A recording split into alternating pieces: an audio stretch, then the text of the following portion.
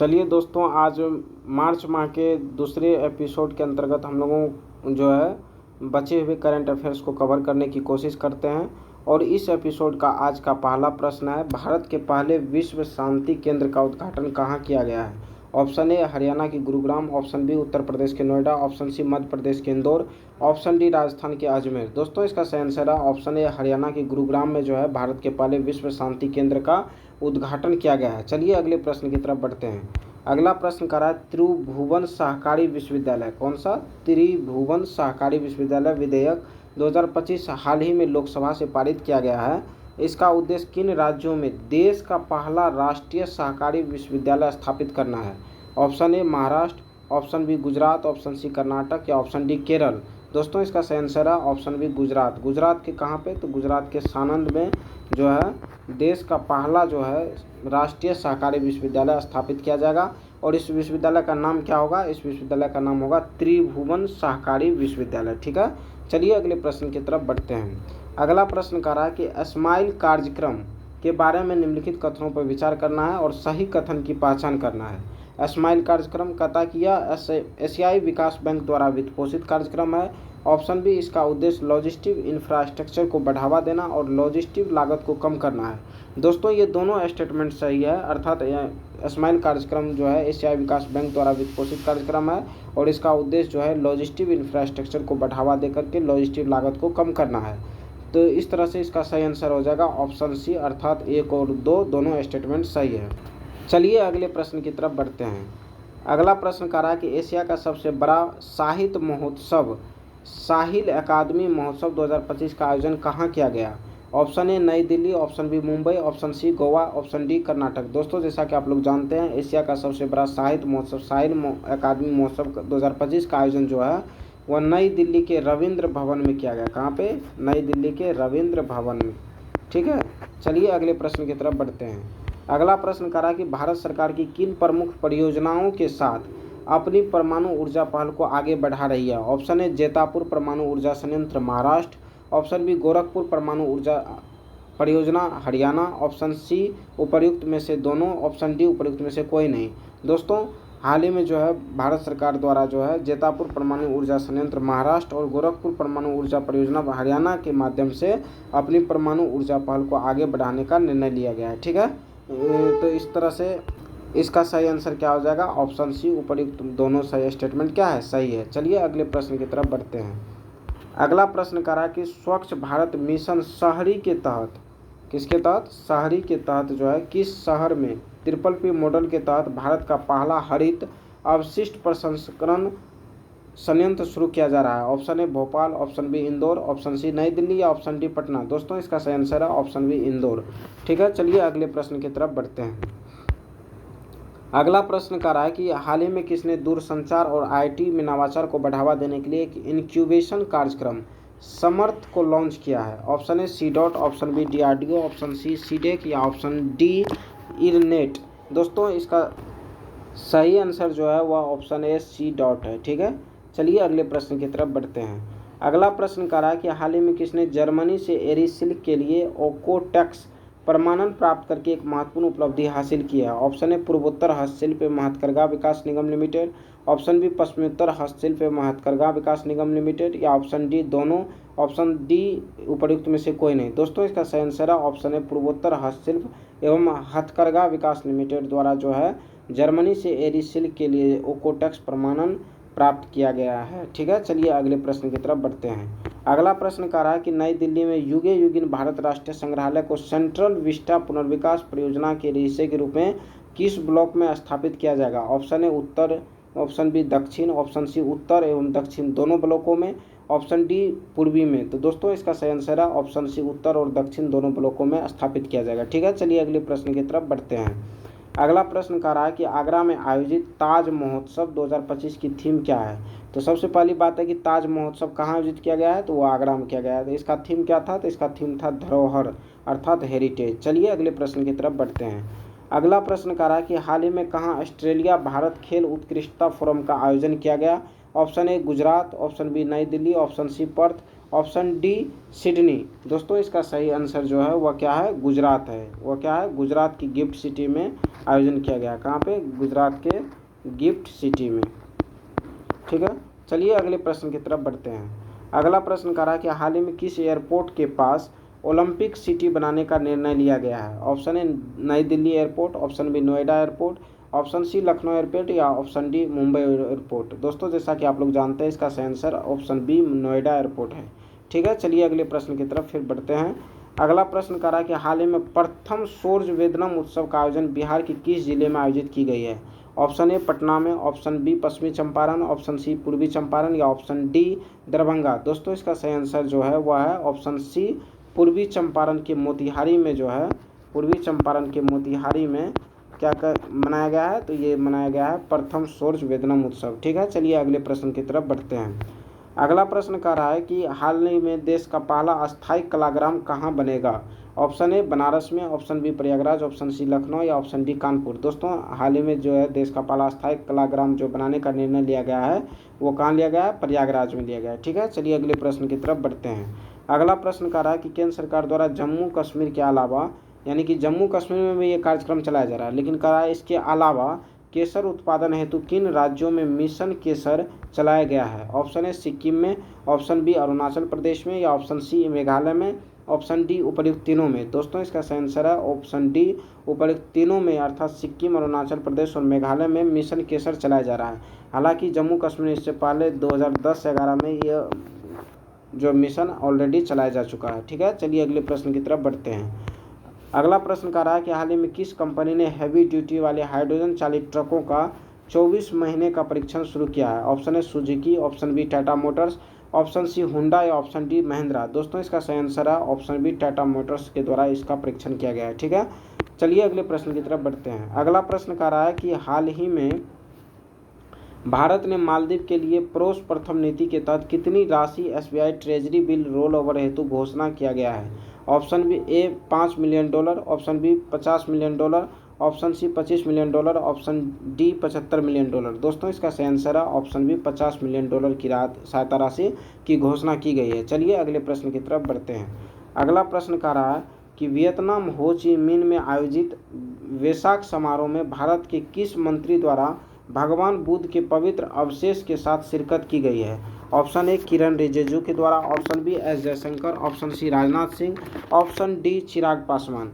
दोस्तों इसका सही आंसर है ऑप्शन ए किरण रिजिजू द्वारा जो है भगवान बुद्ध के पवित्र अवशेष के साथ जो है शिरकत की गई है। यदि बात करें ये भगवान बुद्ध के पवित्र अवशेष जो मंत्री जी द्वारा ले गया था उनको जो है कहाँ स्थापित किया गया, तो वो थान टेम मठ में, कहाँ, थान टेम मठ में स्थापित किया गया। कहाँ पे, थान टेम मठ में स्थापित किया गया। वहीं यदि बात करें कि एक बोधि वृक्ष जो ले गया था, साथ में क्या ले गया था, एक बोधि वृक्ष भी ले गया था, जिनको कहाँ स्थापित किया गया, तो इनको स्थापित किया गया वियतनाम बौद्ध विश्वविद्यालय में, वियतनाम बौद्ध विश्वविद्यालय में स्थापित किया गया। ठीक है, चलिए अगले प्रश्न की तरफ बढ़ते हैं। अगला प्रश्न कह रहा है कि हाल ही में भारत यूनाइटेड किंगडम के बीच भारत का 16वां एफटीए समझौता हुआ है, इसके संदर्भ में कौन सा कथन सत्य है। ऑप्शन ए लक्ष्य 2030 तक 60 अरब के द्विपक्षीय व्यवहार को दोगुना करना, ऑप्शन बी ऑटोमोबाइल टैरिफ को 100% से 10% कर दिया गया, ऑप्शन सी उपर्युक्त दोनों या ऑप्शन डी इनमें से कोई नहीं। दोस्तों हाल ही में जो भारत और यूनाइटेड किंगडम के बीच 16वां फ्री ट्रेड एग्रीमेंट समझौता हुआ है, इसके अंतर्गत जो है लक्ष्य निर्धारित किया गया है कि 2030 तक जो वर्तमान में 60 अरब का द्विपक्षीय व्यापार है उसको बढ़ा करके क्या करना है, दोगुना करना है। वहीं यदि बात करें ऑटोमोबाइल टैरिफ को 100% से घटा करके कितना कर दिया गया, 10%, अर्थात दोनों स्टेटमेंट सही होने की वजह से इसका सही आंसर क्या हो जाएगा, ऑप्शन सी हो जाएगा। ठीक है, चलिए अगले प्रश्न की तरफ बढ़ते हैं। अगला प्रश्न कह रहा है कि किसने टूरिज्म पहल की शुरुआत की है। ऑप्शन ए सऊदी अरब, ऑप्शन बी संयुक्त अरब अमीरात, ऑप्शन सी भारत या ऑप्शन डी जापान। दोस्तों इसका सही आंसर क्या होगा, वह होगा ऑप्शन ए सऊदी अरब। चलिए अगले प्रश्न की तरफ बढ़ते हैं। अगला प्रश्न कह रहा है कि कहाँ भारत नॉर्वे व्यापार गोलमेज सम्मेलन का आयोजन किया गया है। ऑप्शन ए नई दिल्ली में, ऑप्शन बी मुंबई में, ऑप्शन सी विशाखापट्टनम या ऑप्शन डी बेंगलुरु। दोस्तों इसका सही आंसर है ऑप्शन बी मुंबई में। ठीक है, चलिए अगले प्रश्न की तरफ बढ़ते हैं। अगला प्रश्न कह रहा है कि संयुक्त राष्ट्र महासचिव एंटोनियो गुटेरेस ने संयुक्त राष्ट्र के काम में सुधार के लिए किस पहल की घोषणा की है? Option A UN50, option B UN70, option C UN80 या ऑप्शन डी UN90। दोस्तों इसका सही आंसर है ऑप्शन सी UN80। ठीक है, चलिए अगले प्रश्न की तरफ बढ़ते हैं। अगला प्रश्न कह रहा है कि यूनेस्को की विश्व धरोहर की अस्थायी सूची में विश्व धरोहर केंद्र द्वारा भारत की 6 संपत्तियों को शामिल किया गया है, जो कौन कौन है? ऑप्शन ए कांगेर घाटी राष्ट्रीय उद्यान Chhattisgarh, option B Mudumal megalithic menhirs Telangana, option C Ashok कालीन शिलालेख स्थल, ऑप्शन डी 64 योगिनी मंदिर या ऑप्शन ई उपर्युक्त में से सभी। दोस्तों इसका सही आंसर जो है वह इन चारों है, ये चारों है, अर्थात कांगेर घाटी राष्ट्रीय उद्यान छत्तीसगढ़ भी है, मुदुमुल मेगालिथिक मेनहरी तेलंगाना भी है, अशोक कालीन शिलालेख स्थल भी है और 64 योगिनी मंदिर भी है। इसके अलावा 2 और है। पांचवा जो है वह कौन सा है? उत्तर भारत गुप्त मंदिर है। क्या है? उत्तर भारत गुप्त मंदिर है। और छठा जो है वो क्या है? बुंदेलों के महल है। छठा जो है वो क्या है? बुंदेलों के महल है। बुंदेलों के महल है। ठीक है, चलिए अगले प्रश्न की तरफ बढ़ते हैं। अगला प्रश्न कह रहा है कि हाल ही में कहाँ 46 मिलियन टन सफ़ेद हाइड्रोजन भंडार की खोज की गई है? ऑप्शन ए फ्रांस में, ऑप्शन बी चीन में, ऑप्शन सी जापान में या ऑप्शन डी भारत में। दोस्तों इसका सही आंसर है ऑप्शन ए फ्रांस के मोस्ले में जो है 46 मिलियन टन सफ़ेद हाइड्रोजन भंडार की खोज की गई है। चलिए अगले प्रश्न की तरफ बढ़ते हैं। अगला प्रश्न कह रहा है कि हाल ही में किसने भारत के साथ वैश्विक कार्बन तटस्थता का समर्थन करते हुए सतत ऊर्जा सहयोग को मजबूत करने के लिए ग्रीन ट्रांजिशन अलायंस इंडिया अर्थात GTAI पहल लॉन्च किया है? Option A Denmark, option B Finland, option C Iceland या ऑप्शन डी स्वीडन। दोस्तों इसका सही आंसर है ऑप्शन ए डेनमार्क द्वारा इस प्रकार की पहल लॉन्च किया गया है। चलिए अगले प्रश्न की तरफ बढ़ते हैं। अगला प्रश्न कह रहा है कि हाल ही में अरब शिखर सम्मेलन की आपातकालीन बैठक कहाँ की गई है? ऑप्शन ए नई दिल्ली भारत में, ऑप्शन बी काहिरा मिस्र में, ऑप्शन सी रियाद सऊदी अरब में या ऑप्शन डी दुबई संयुक्त अरब अमीरात में। दोस्तों इसका सही आंसर है ऑप्शन बी काहिरा मिस्र में जो है हाल ही में अरब शिखर सम्मेलन की आपातकालीन बैठक आयोजित की गई है। ठीक है, चलिए अगले प्रश्न की तरफ बढ़ते हैं। अगला प्रश्न कह रहा है कि हाल ही में किन अफ्रीकी देशों का बिहार की साइकिल योजना लागू करने के लिए UN द्वारा चयन किया गया है? ऑप्शन ए जाम्बिया और सोमालिया का, ऑप्शन बी जाम्बिया और माली का, ऑप्शन सी माली और घाना का, ऑप्शन डी माली और नाइजीरिया का। दोस्तों इसका सही आंसर है ऑप्शन बी जाम्बिया और माली का जो है चयन किया गया है UN द्वारा बिहार की साइकिल योजना लागू करने के लिए। ठीक है, चलिए अगले प्रश्न की तरफ बढ़ते हैं। अगला प्रश्न करा कि हाल ही में अंतर्राष्ट्रीय महिला दिवस 2025 पर हार्वर्ड ने दुनिया की असाधारण 100 महिलाओं की सूची जारी किया है। इसमें भारत से निम्न में से किन्हें शामिल किया गया? ऑप्शन ए पार्वती जहांगीर को, ऑप्शन बी रोशनी नादर को, ऑप्शन सी निर्मला सीतारमण को या ऑप्शन डी नीता अंबानी को। दोस्तों इसका सही आंसर जो है वह ऑप्शन ए पार्वती जहांगीर है। और ये पार्वती जहांगीर को जो है सोल्जर सिस्टर के नाम से भी जाना जाता है। किस सिस्टर के नाम से? सोल्जर सिस्टर के नाम से भी जाना जाता है। और ये रहने वाली कहाँ की है? तो ये है बाड़मेर की रहने वाली है। कहाँ की? बाड़मेर की रहने वाली है। बाड़मेर की रहने वाली है। बाड़मेर कहाँ पड़ता है? राजस्थान में पड़ता है। ठीक है, चलिए अगले प्रश्न की तरफ बढ़ते हैं। अगला प्रश्न है कि हाल ही में भारत द्वारा कहाँ नया संसद भवन बनाने का निर्णय लिया गया है, जिसे भारत ने मदर ऑफ डेमोक्रेसी का उपहार बताया है?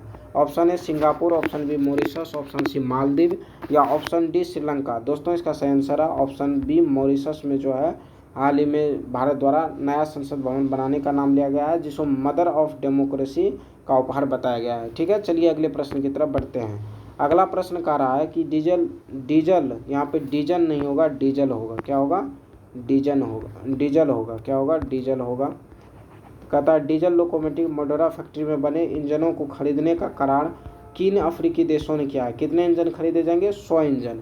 ऑप्शन ए दक्षिण अफ्रीका, ऑप्शन बी घाना, ऑप्शन सी गिनी या ऑप्शन डी नाइजर। दोस्तों इसका सही आंसर है ऑप्शन सी गिनी द्वारा इस प्रकार की का समझौता किया गया है। ठीक है, चलिए अगले प्रश्न की तरफ बढ़ते हैं। अगला प्रश्न कह रहा है कि हाल ही में कहाँ 4 साल तक लड़कियों की शिक्षा पर रोक रहने के बाद वहाँ महिला कार्यकर्ताओं ने लेट्स स्टडी नामक अभियान शुरू किया है? ऑप्शन ए उत्तर Korea, option B Myanmar, option C Afghanistan या option D Bangladesh.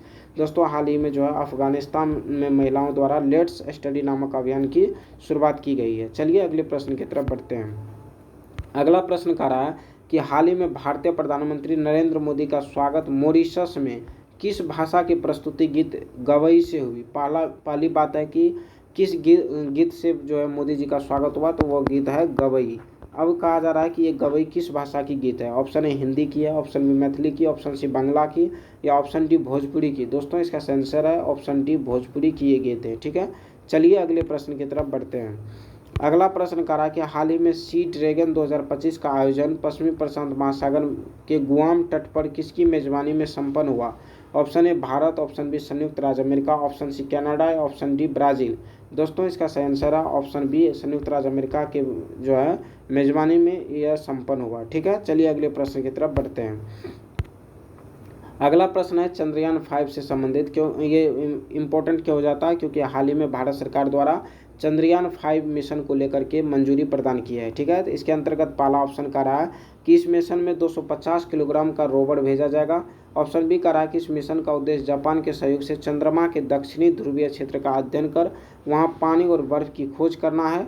Option C कह रहा है इसे लुपेक्स भी कहा जाता है और सत कथन की हम की पहचान करना है। तो दोस्तों इसका तीनों स्टेटमेंट सही है कि इस मिशन के अंतर्गत जो है 250 किलो का रोवर भेजा जाएगा।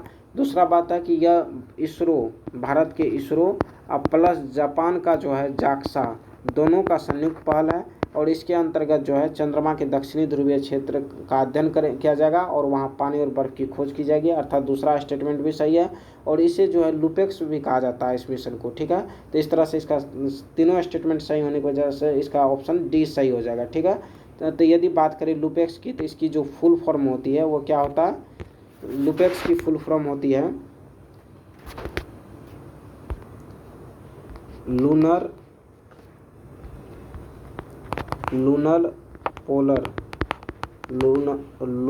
Polar exploration lunar polar exploration mission. LUPEX की फुल फॉर्म क्या होती है? तो लूनर पोलर एक्सप्लोरेशन मिशन होता है। ठीक है, चलिए अगले प्रश्न की तरफ बढ़ते हैं। अगला प्रश्न कह रहा है कि भारत में स्वदेशी रूप से पहली एमआरआई मशीन विकसित की गई है, इसे कहाँ स्थापित किया जाएगा? ऑप्शन ए एम्स दिल्ली में, ऑप्शन बी एम्स लखनऊ में, ऑप्शन सी एम्स पटना में या ऑप्शन डी एम्स मुंबई में। दोस्तों इसका सही आंसर है ऑप्शन ए एम्स दिल्ली में जो है हाल ही में जो देश की पहली एमआरआई मशीन स्वदेशी रूप से विकसित की गई है उसको स्थापित किया जाएगा। चलिए अगले प्रश्न की तरफ बढ़ते हैं। अगला प्रश्न कह रहा है कि हाल ही में WHO ने किसे एक गंभीर सार्वजनिक स्वास्थ्य समस्या के रूप में पहचान की है? Option A encephalitis, option B Alzheimer, option C pneumonia या ऑप्शन डी उपरोक्त में से कोई नहीं। दोस्तों इसका सही आंसर है ऑप्शन ए इंसेफ्लाइटिस को जो है WHO ने गंभीर सार्वजनिक स्वास्थ्य समस्या के रूप में पहचान किया है। ठीक है, चलिए अगले प्रश्न की तरफ बढ़ते हैं।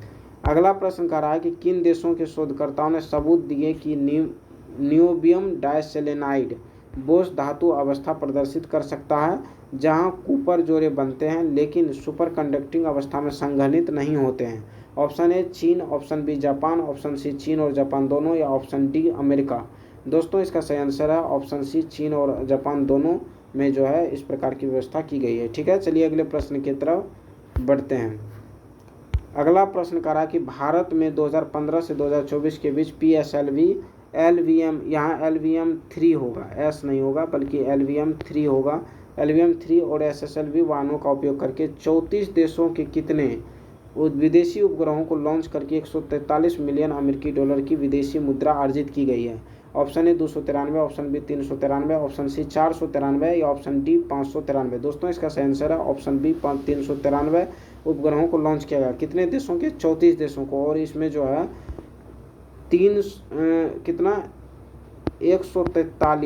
143 मिलियन अमेरिकी US डॉलर जो है कि 143 मिलियन US डॉलर, कितना 143 मिलियन US डॉलर की राशि अर्जित की गई है इसरो द्वारा, या इतना राशि कमाया गया है। ठीक है, तो इसलिए यह एक महत्वपूर्ण डाटा था। चलिए आज के इस सेशन के अंतिम प्रश्न की तरफ बढ़ते हैं।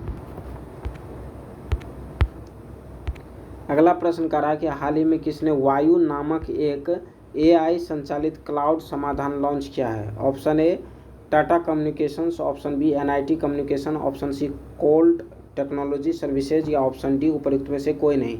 दोस्तों इसका सही आंसर है ऑप्शन ए टाटा कम्युनिकेशन द्वारा जो है हाल ही में वायु नामक एक AI संचालित क्लाउड समाधान लॉन्च किया है। तो इस प्रकार से मैंने इस 2 वीडियो के माध्यम से जितने भी करंट अफेयर्स मार्च माह के बन सकता था उन सभी को कवर करने का कोशिश किया। तो आप लोगों से फिर मुलाकात होगी नेक्स्ट वीडियो में और अप्रैल माह के करंट अफेयर्स के साथ। आप लोगों का बहुत बहुत धन्यवाद। जय हिंद, जय भारत।